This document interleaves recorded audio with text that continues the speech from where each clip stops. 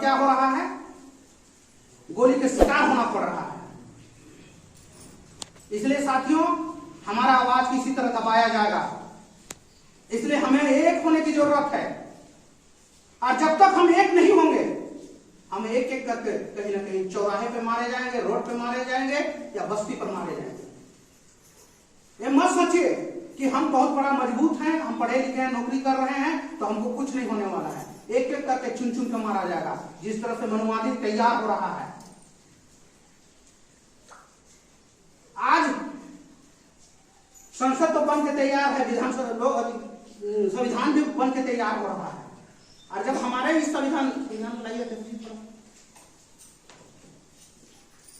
ये संविधान में जो हम लोग को अधिकार दिया गया है, इस संविधान में क्या मनुस्मृति ये लोग लागू करेगा तो हम लोग को अधिकार मिलेगा? अभी हमारे अध्यक्ष जी बोले आगे हांडी पीछे झाड़ू, फिर यही दिन आने वाला है। अगर मान लीजिए जिस दिन मनुस्मृति अगर लागू कर दिया जाएगा तो क्या हमारे लिए कुछ अलग आरक्षण देकर रखा जाएगा? हो सकता है। यही दिन दिल्ली का तैयारी हम लोग के लिए हो रहा है। इसलिए साथियों मैं एक ही आप लोग से कहना चाहता हूं, पहले भीम आर्मी को समझने का प्रयास कीजिए। अब भीम आर्मी का आवाज क्या है, क्या कहती है, इसको जानने का प्रयास कीजिए। भीम आर्मी संविधान रक्षक संगठन है। आज अगर संविधान खत्म हो जाएगा, हम लोग का वजूद खत्म हो जाएगा। होगा कि नहीं? आवाज है कि नहीं? होगा कि नहीं होगा? दिल से बोलिए। तो इसलिए अगर हम लोग को अगर अपना वजूद को समाप्त नहीं करना है तो संविधान रक्षा करने वाले संगठन को देखिए, इसके साथ में मिल से कदम मिलके चलाइए। इसलिए मेरे साथियों या माता और बहनों, मैं आप लोग से यही कहना चाहूंगा कि एक मंच में आने का प्रयास कीजिए, लोगों के बीच में मधुर संबंध बना के रखिए। कोई भी कार्यक्रम हो, इस कार्यक्रम में मिलजुल के अपने से हिस्सा लीजिए।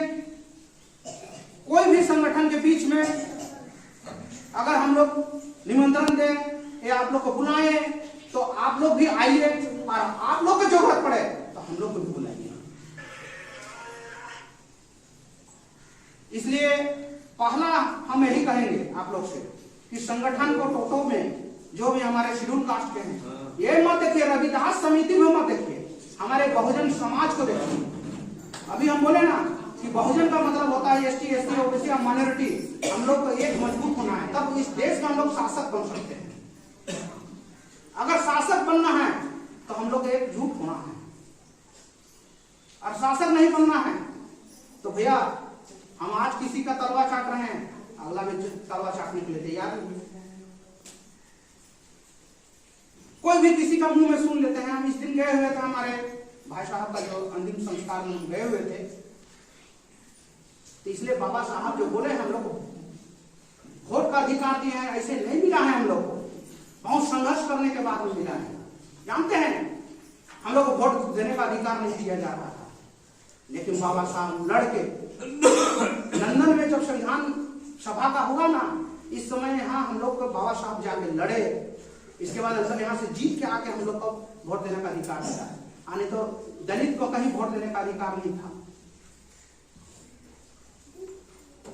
इसलिए साथियों मैं आप लोग से यही कहना चाहूंगा, कोई भी पार्टी आए, हर चीज आए, पहले बैठिए समाज के बीच में कि हमको किस व्यक्ति को अगर चुन के भेजना है और कैसे व्यक्ति को हम वोट देंगे ताकि मेरा आवाज को यहाँ लेके विधानसभा और लोकसभा में रख सके। क्या कहना गलत है?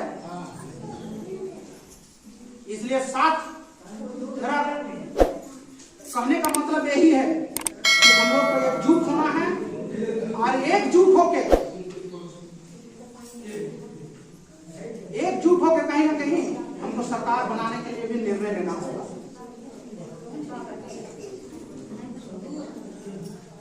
थोड़ा शांत सुना कर मोहन जी।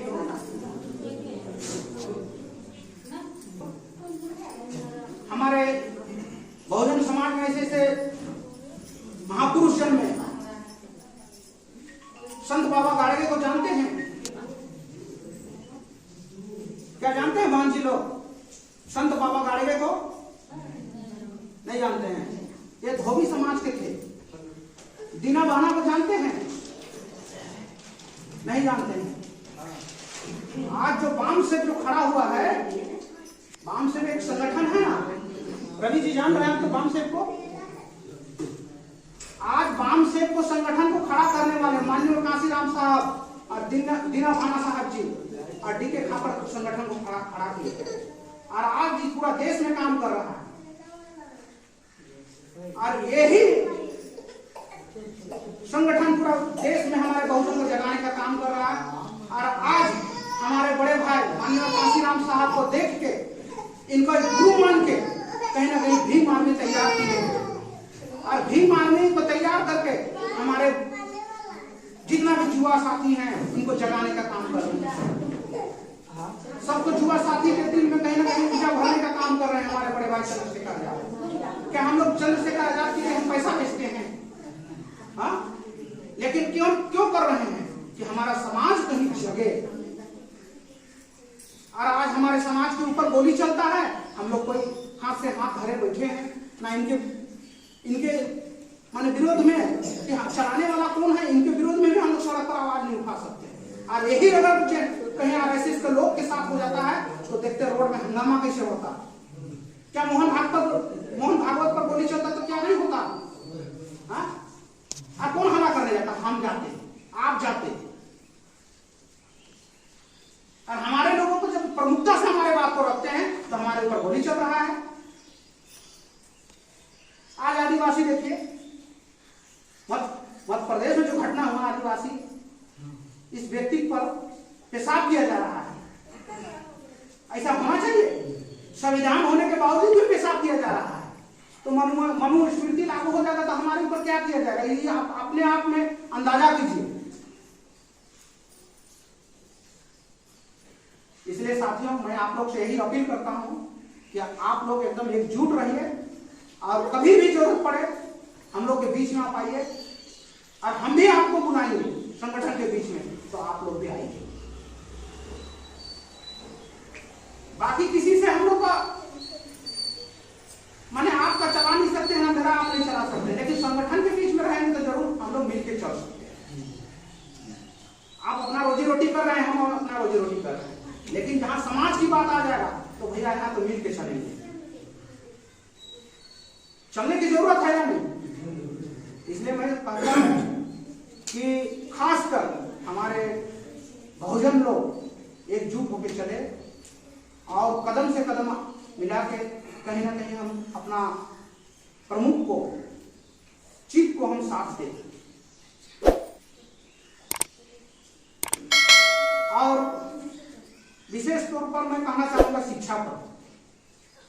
हमारे छोटा भाई बोलिए रवि जी को, ये हमारे से तो छोटा है, इसलिए छोटा भाई भी हम मानते हैं शुरू से।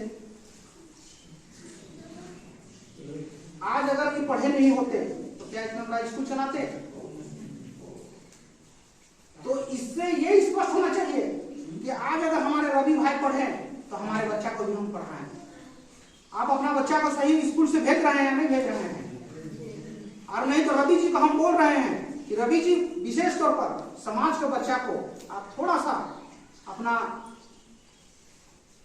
फीस में कम बेसी होगा तो मैं आग्रह कर रहा हूं इनसे कि आप अपना समाज को देखते हुए आप थोड़ा सा पढ़ाई पर ध्यान दे दीजिएगा। मैं आग्रह कर रहा हूँ रवि जी आपसे। प्रावधान बहुत पहले से विद्यालय का प्रावधान किया हूँ तब से एकदम आपको हम इस बात पर बहुत कहीं ना कहीं प्रभावित हैं। जो आज पढ़े तो आप बच्चा लोग को पढ़ा रहे हैं, इसलिए भाई सबसे पहला पढ़ाई को, शिक्षा को हम लोग को ध्यान देना है। और जब तक हम लोग शिक्षित नहीं रहेंगे कुछ नहीं कर पाएंगे, क्योंकि शिक्षा ही सबसे बड़ा हम लोग का ताकत है। शिक्षा वो शेरनी का दूध है, जो पिएगा वो दहाड़ेगा, बाबा साहब बोले हैं। इसलिए अगर बाबा साहब नहीं पढ़े होते तो आज लंदन से जो पढ़ के आए संविधान लिखे, ऐसे लिखे हैं। कहीं ना कहीं अगर बाबा साहब को बुद्धि होने के कारण आज संविधान लिखने का मौका मिला, और नहीं तो बाबा साहब जैसा व्यक्ति को यहाँ संविधान लिखने का भी मौका नहीं मिलता, क्योंकि बाबा साहब पढ़ने में काफी तेज मेधावी थे। मजबूर हो गया मनुवादी को संविधान लिखवाना पड़ा, अन्यथा बाबा साहब को कभी लिखने के लिए मौका नहीं दिया जा रहा। इसलिए खासकर पढ़ाई लिखाई को ध्यान दीजिए, और पढ़ाई लिखाई ही सबसे बड़ा हम लोग हथियार है। हम लोग अगर नहीं पढ़ेंगे तो आगे बढ़ेंगे भी नहीं। इसलिए पढ़ाई को खासकर मैं टोटो पंचायत समिति के लोग को कहना चाहूंगा, एक एक बच्चा को प्रयास कीजिए कि पढ़े। संत बाबा गाड़गे बोले हैं, अगर घर में थाली नहीं है खाने के लिए तो हाथ में खा लो, लेकिन बच्चा को पढ़ाओ। इसलिए पढ़ाई को एकदम किसी भी सूरत से आप लोग एकदम अपना अपना बच्चा को स्कूल भेजिए। हम रवि जी से आग्रह किए हैं और हमारे बातों को जरूर रखेंगे, और इनका विचार और भावना से हमको तो स्पष्ट होता है कि रवि जी किसी को हेल्प नहीं करने वाले जैसे नहीं है, ये सदा हेल्प करने वाले व्यक्ति हैं। चलिए मैं कहीं अपने बातों को रख कर मैं अपनी वाणी को विराम देता हूँ। जय हिंद।